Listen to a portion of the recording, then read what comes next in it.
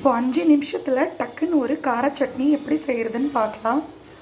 அதுக்கு தேவையான பொருள் பெருசு பெருசாக கட் பண்ணி வச்சுருக்க ஒரு வெங்காயம், ஒரு துண்டு தேங்காய், கொஞ்சம் புளி, ஒரே ஒரு தக்காளி பெருசு பெருசாக கட் பண்ணி வச்சுருக்கேன், காஞ்ச மிளகா, கருவேப்பிலை, கல்லுப்பு, பூண்டு தோல் உரிக்காமல் சேர்த்துருக்கேன், கடலைப்பருப்பு, உளுத்தம்பருப்பு. இப்போ ஒரு கடாயில் எண்ணெய் ஊற்றி சூடு பண்ணியிருக்கேன். அதில் கடுகு கொஞ்சம் சேர்த்துக்கலாம். கடுகு பொரிஞ்சதும் கடலைப்பருப்பு, உளுத்தம்பருப்பு சேர்த்துக்கலாம். கடுகு பொரிஞ்சிருச்சு. இப்போது கடலைப்பருப்பு, உளுத்தம்பருப்பு இதை சேர்த்து நல்லா வதக்கி விடலாம். இந்த கடலைப்பருப்பு, உளுத்தம்பருப்பு நல்லா இந்த அளவுக்கு வதங்கி வந்த ஸ்டேஜில் நம்ம இதில் இருக்கிற தேங்காய், புளி மட்டும் எடுத்துகிட்டு மற்றதெல்லாம் அப்படியே கொட்டிடலாம். இதில்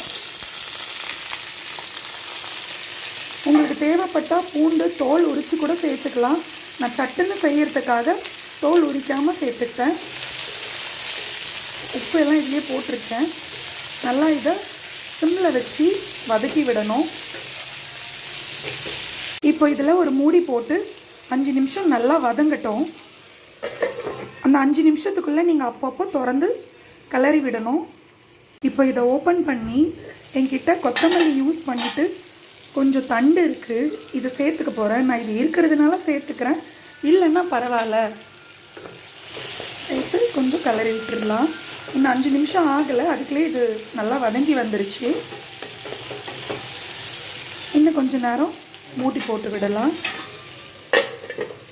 இப்போ மறுபடியும் இதை ஓப்பன் பண்ணுறேங்க. போதும், இந்த அளவுக்கு வதங்கி வந்துருச்சு. இப்போ இதில் அந்த ஒரு துண்டு தேங்காவை நான் துருவி சேர்த்துக்கிறேன்.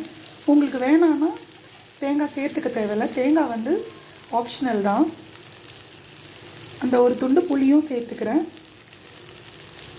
ஒரு 10 செகண்ட் கிளறி விட்டுட்டு ஆஃப் பண்ணிவிடுங்க. அந்த சூட்லேயே இது வந்து இந்த பச்சை வாசனைலாம் போயிடும்.